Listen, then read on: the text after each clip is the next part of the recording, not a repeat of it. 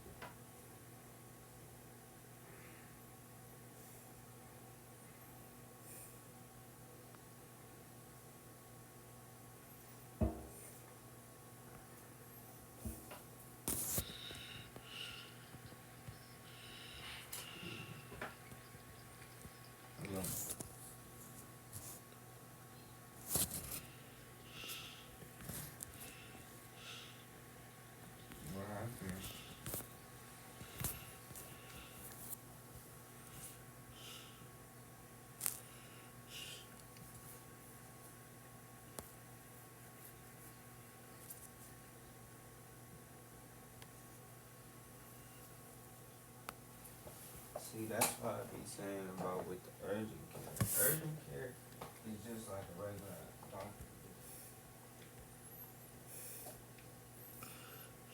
Because urgent care, because it's not a, what are you getting mad for? Nobody said nothing about what you should have done.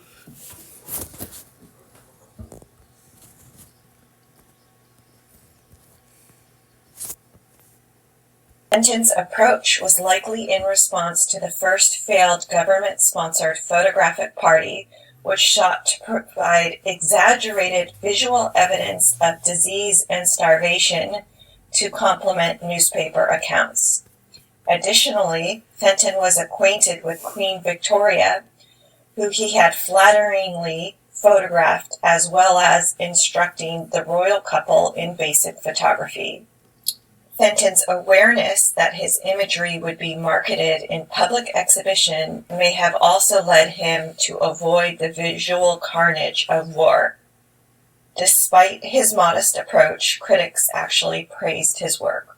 October 25, 1854, through a confused chain of commands, Russian artillery fired on a British brigade, resulting in the death of many British soldiers. In response to this tragedy, the English poet Alfred Lord Tennyson wrote a poem entitled "The Charge of the Light Brigade."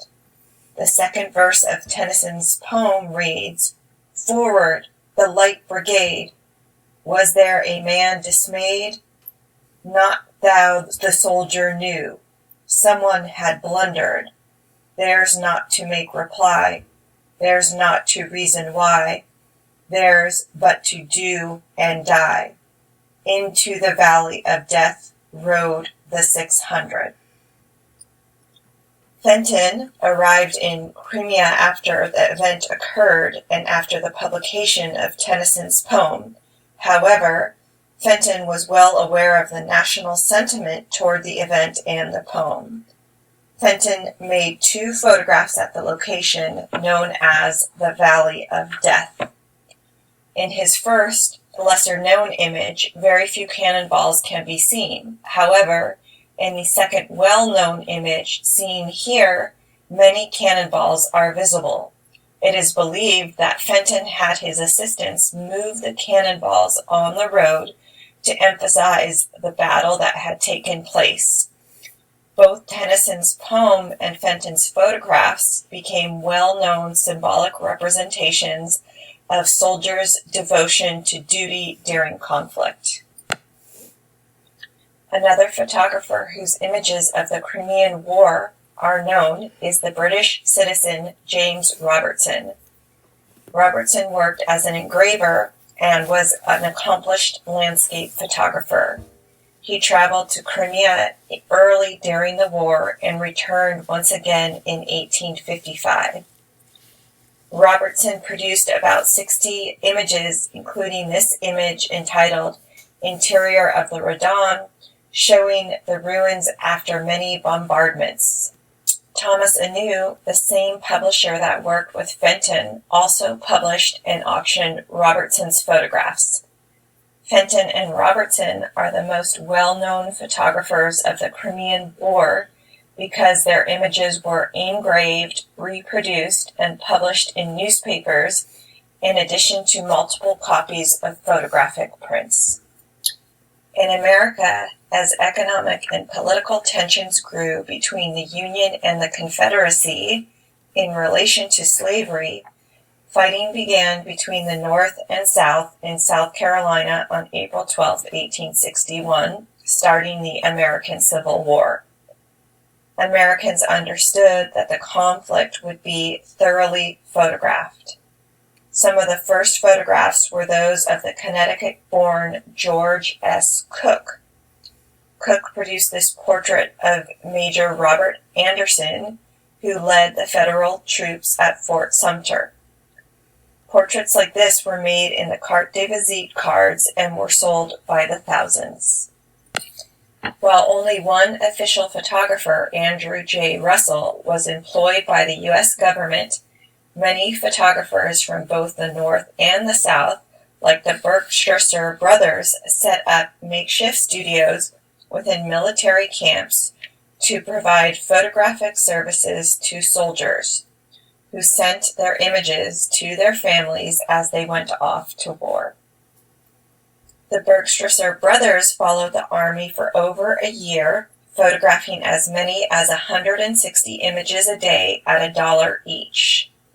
The newly invented tintype process was an inexpensive process that exposed images on thin sheets of iron, not tin, The iron-based tintype was lightweight, a preferred choice for sending images through the mail. It is estimated that more than 1,400 photographers produced images during the Civil War. Southern photographers were sparse due to the devastation of war in these areas, as well as a shortage of photographic materials resulting from economic disruption and military blocks. Limited variations of Civil War photographs include the aftermath of battlefields, stiff portraits of soldiers, and casual social interactions between soldiers.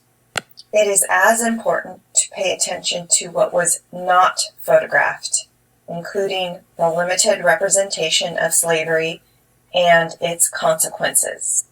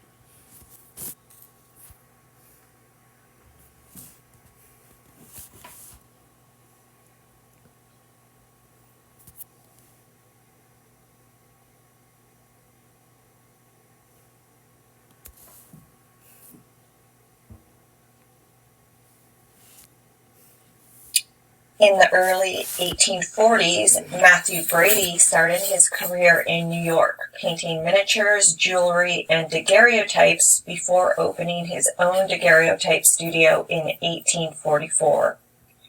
Brady is remembered for both the battlefield images he took of the American Civil War and for the portraits he produced of historically impactful people, like this image of Abraham Lincoln. Brady photographed Lincoln in 1860 on the day Lincoln gave an address in New York. Many newspapers and magazines reproduced Brady's images of Lincoln, which was for many the first time they had seen an image of Lincoln. Rumors of the future president's unattractive appearance were dominant. However, Brady carefully illuminated Lincoln's face, posed him confidently, and directed Lincoln to curl his fingers to de-emphasize his long and large appearance. Lincoln later credited Brady for part of his success in becoming president. Brady employed numerous associates who often took photographs that credited his name because he had poor vision.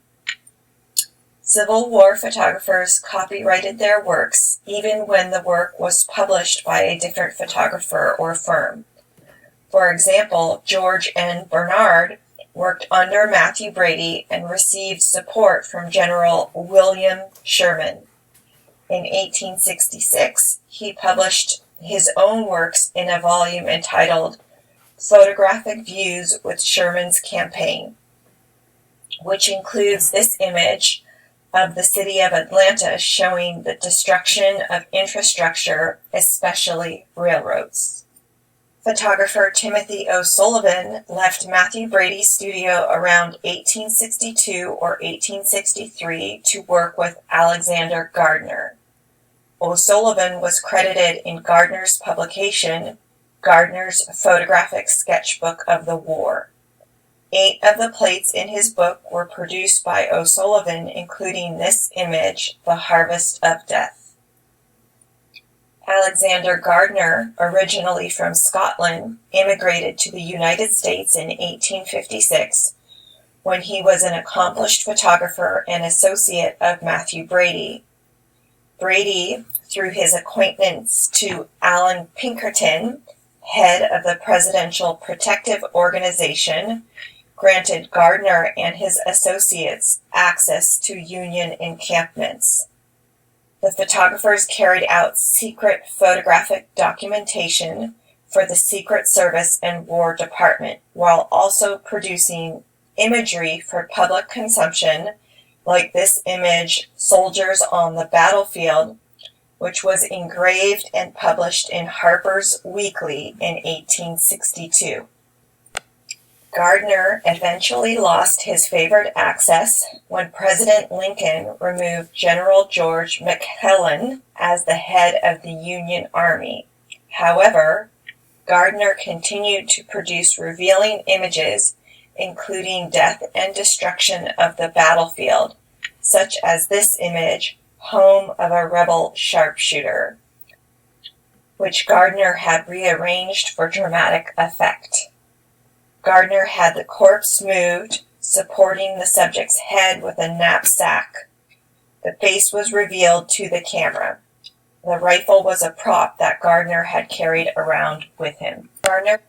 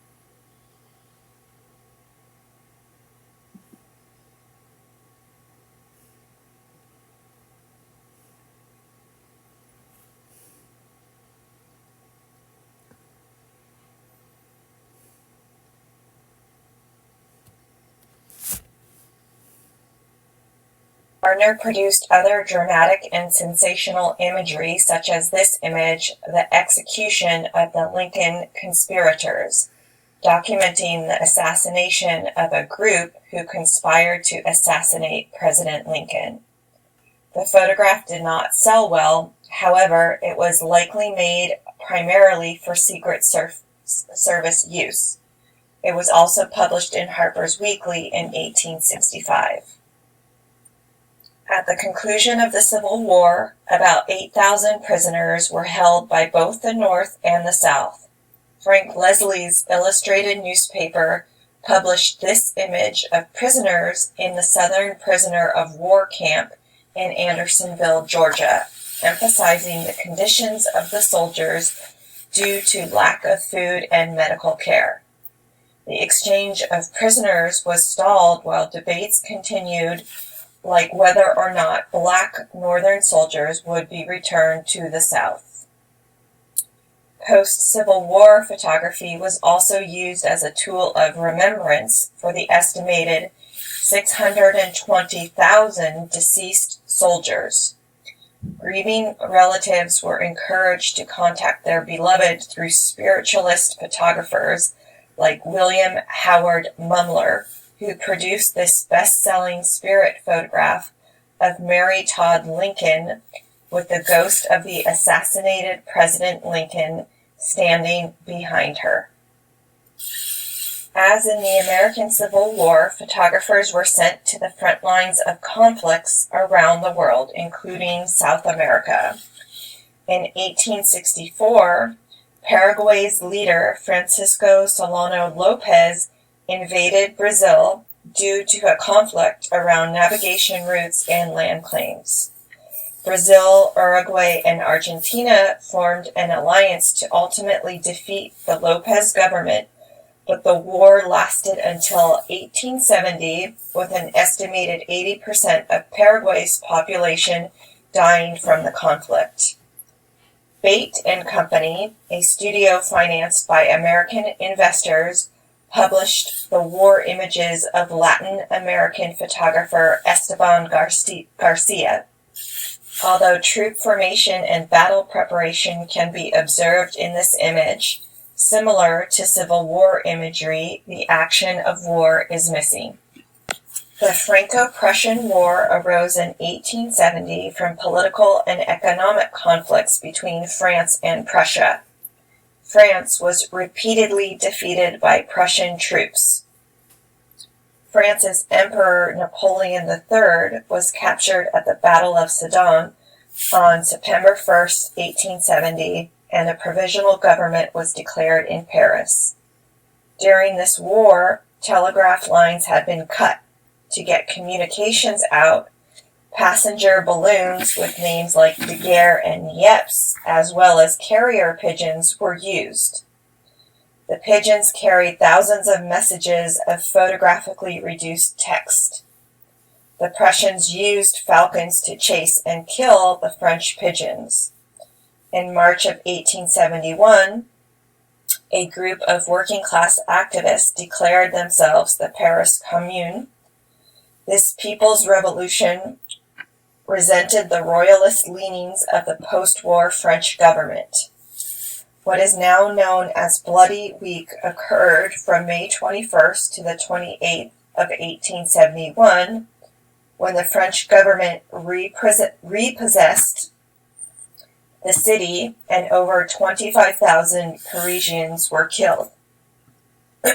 During such wartime events, photography was also used to rationalize political viewpoints. In this image, an unknown photographer documented the aftermath of war. The deceased were a tragic symbol to supporters and a triumphant symbol to rivals.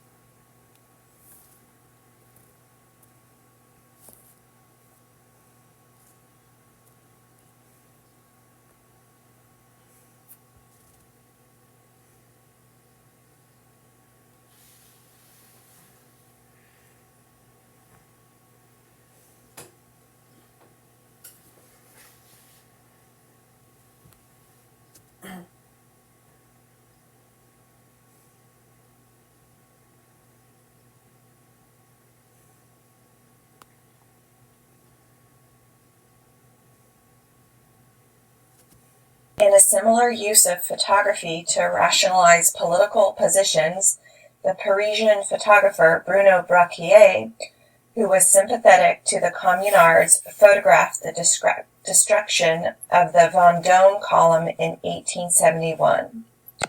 Regardless of their politics, many Parisian photographers took advantage of the domestic and foreign interest in their commune-related imagery. In an ironic twist, this imagery was eventually used to identify and arrest the Communards once the French government regained its power. In contrast to Braquier's work, French photographer Eugene Appert favored the French government and produced highly staged imagery with the use of actors. Appert also pasted together individual image components in an anti-commune composite. While the Civil and Franco-Prussian Wars included national forces against one another, most conflicts during the 19th century placed troops from the most powerful nations against non-European people. The use of photography was exploited during these conflicts in an effort of colonial expansion.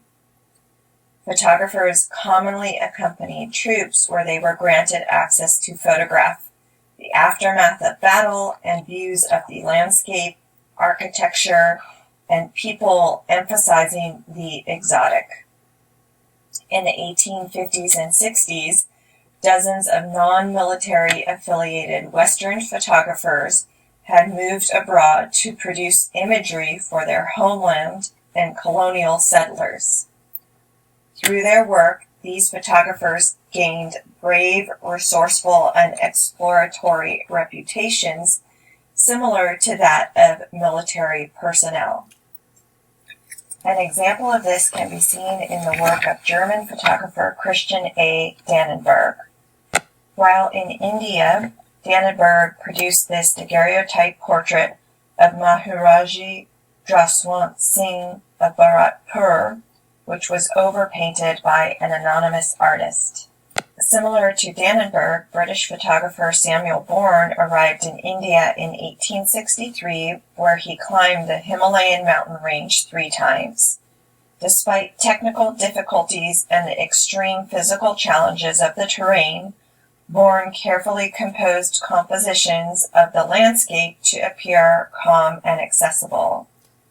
He also admitted hardships of his experience from the letters he wrote to the British Photographic Journal, helping to frame him as a photographic hero abroad.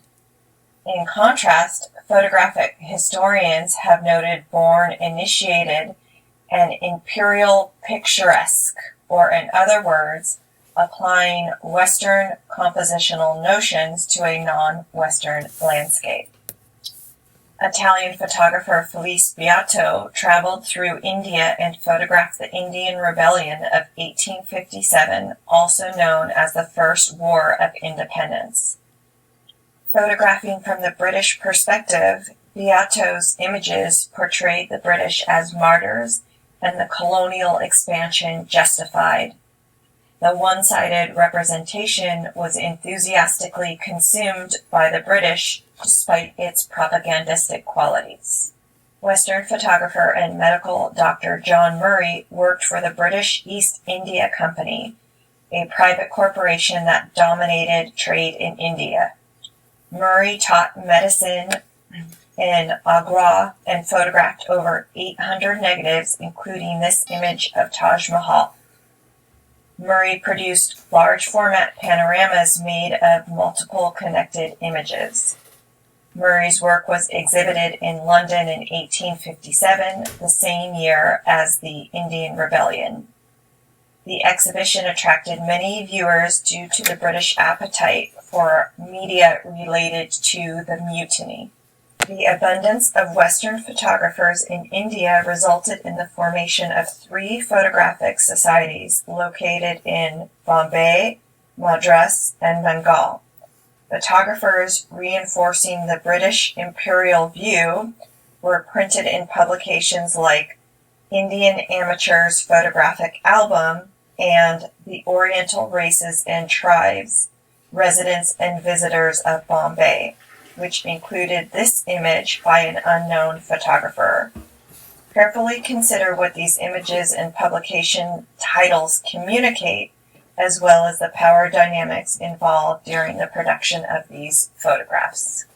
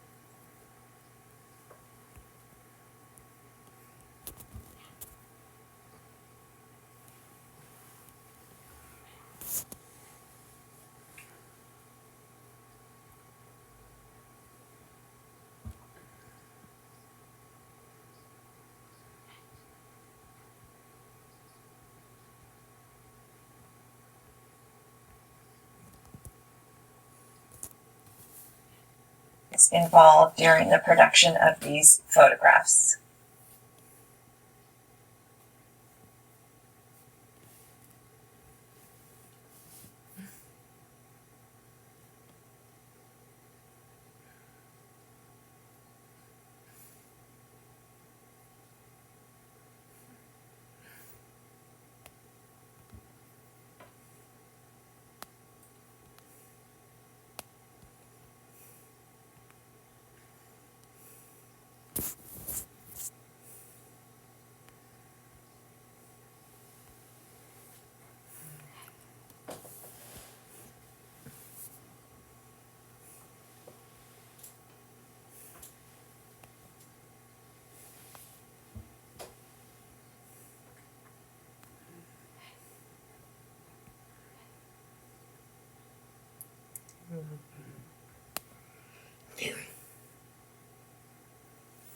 Damn it. Dog.